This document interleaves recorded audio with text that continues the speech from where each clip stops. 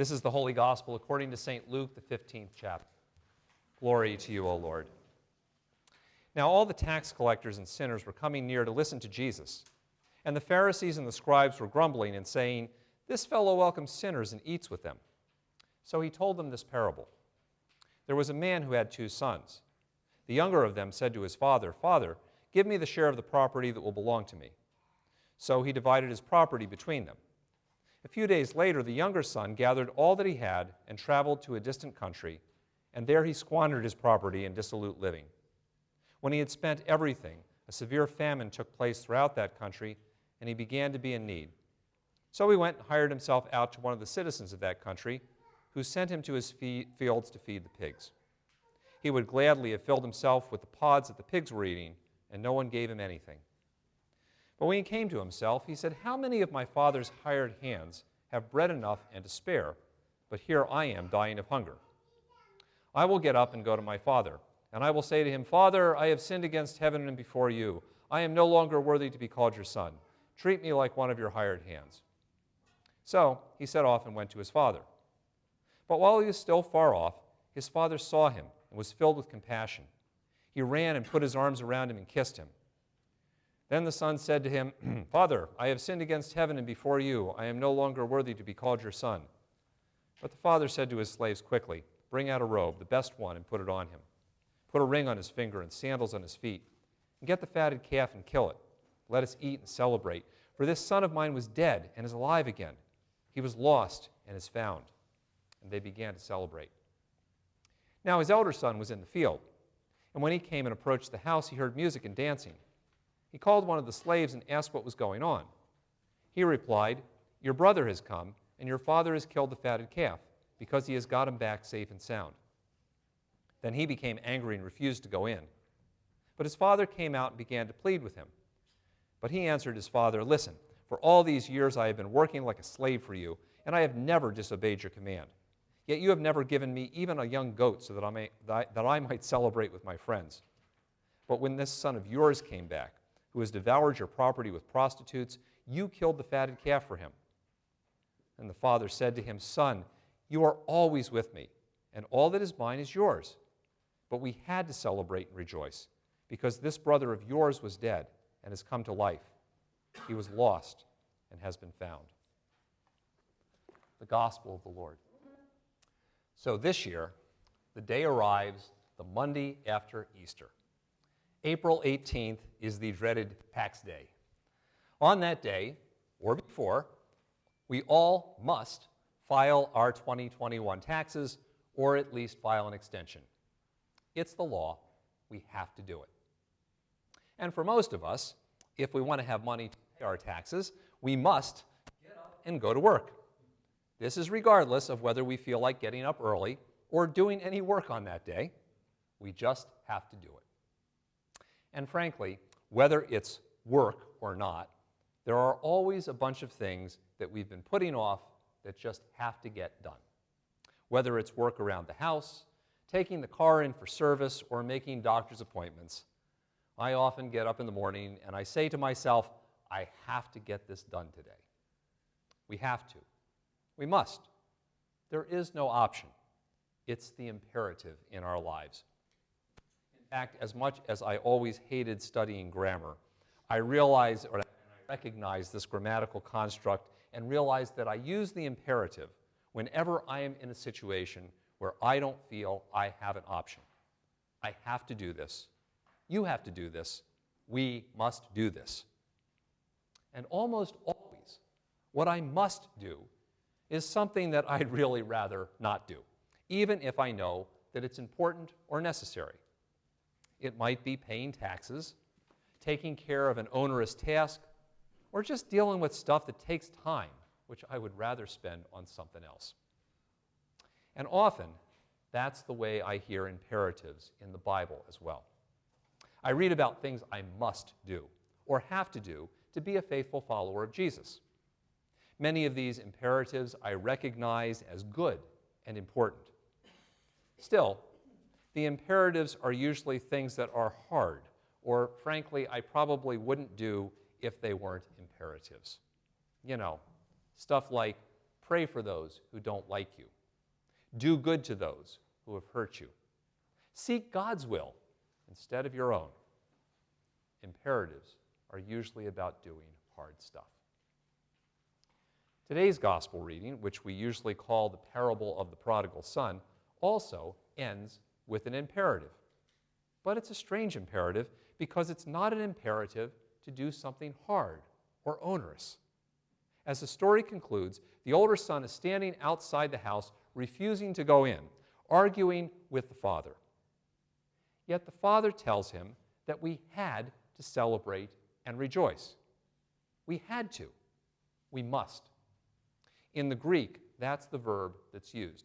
It's the same verb that's used whenever there's a command to have to do something. You must do this. This is not something we can do if we want. It's not just something I thought might be a nice thing. We had to have a party. We had to do this. It's an imperative. Yet the older son, he doesn't want to do this imperative any more than filling out tax forms. From his perspective, why must we celebrate and rejoice? After all, things are still a mess. The younger son really has not repented in the sense that we think of being sorry or turning over a new leaf. He is just hungry, and he's come home with a rehearsed line that he hopes will get him back on Daddy's gravy train. He has shown nothing different about himself other than, he left home because he's sort of conniving about how I can make this work for myself, but he rehearses this line about this is how I can make this work if I go home. Nothing here suggests that the son has truly had a change of heart. Besides that, half of the father's wealth has now been blown by the younger son.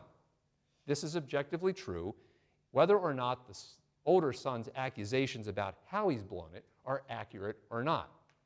Because Jesus sets up the story and he says, he spent it all. It's gone. Half of everything. It's just gone. It's never coming back. And clearly, there is still a lot of tension and dysfunction in this family. I mean, nobody picks up and says, Father, give me half the share of my, whatever half is going to be to me. Let me go and leave you all because I don't want to be here anymore. That causes anger and resentment for the older son. That is still there. There is still this stuff going on with the family, and it might not go away for a very long time. Noticeably, the father does not actually dispute any of this. He does not tell the older son, no, you're wrong. No, you got the younger son. He's really a nice guy. He doesn't say any of that. There is still a lot of bad stuff going on, and the father knows that. There's still a lot of unresolved pain. There's still a lot of work to do before this family is going to be able to grow together again. But in the midst of the pain and the difficulty and the dysfunction, the father sees that what was lost has been found. What was dead has come back to life. The father sees that even and especially in the midst of chaos and confusion and dysfunction, this has happened. This great, wonderful thing has happened. And so rejoicing and celebrating is not an optional activity. We had to celebrate and rejoice. We had to celebrate and rejoice because that is never so important as when we feel like everything else is dying and falling apart. When we have found what was lost, when we have experienced new life, we've got to do this. It's an imperative. Now, the great thing about parables is that there are lots of ways to look at them, and there are many levels and dimensions to explore.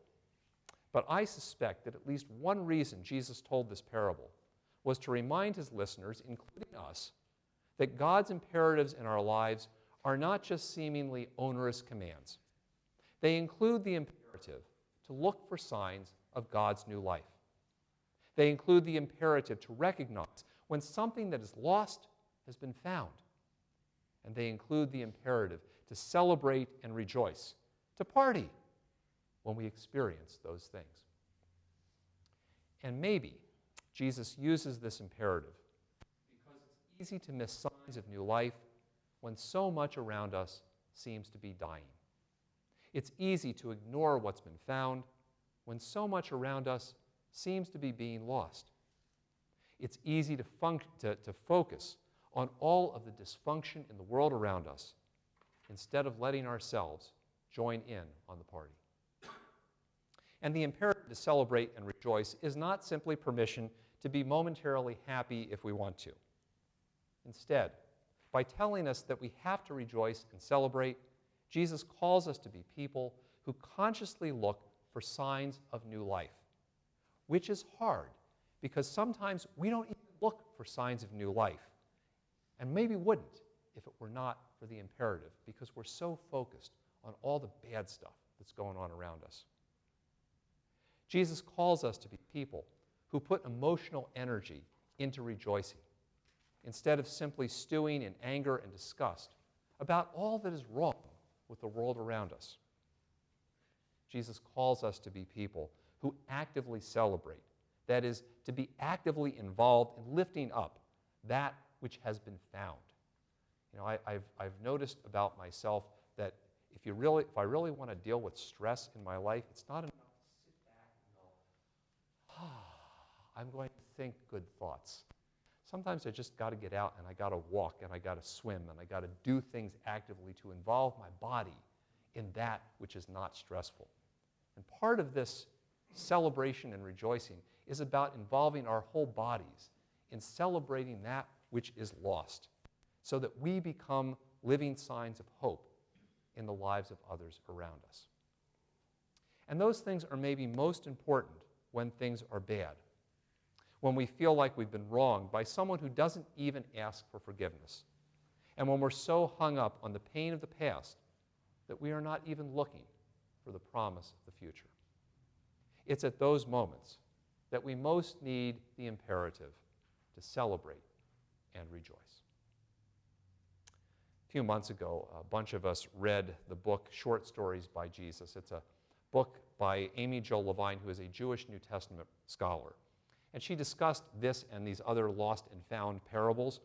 And she concludes with this following thought about this parable. She says, if we hold in abeyance, at least for the moment, the rush to read repenting and forgiving into the parable, then it does something more profound than repeat well-known messages.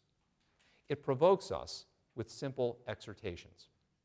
Recognize that the one you have lost may be right in your own household. Do whatever it takes to find the loss and then celebrate with others so that you both can share the joy and so that the others will help prevent the recovered from ever being lost again. Don't wait until you receive an apology. You may never get one. Don't wait until you can muster the ability to forgive. You may never find it. Don't stew in your sense of being ignored, for there is nothing that can be done to retrieve the past. Instead, go have lunch. Go celebrate, and invite others to join you. If the repenting and forgiving come later, so much the better. And if not, you will still have done what is necessary. You will have begun the process that might lead to reconciliation. You will have opened a second chance for wholeness. Take advantage of resurrection.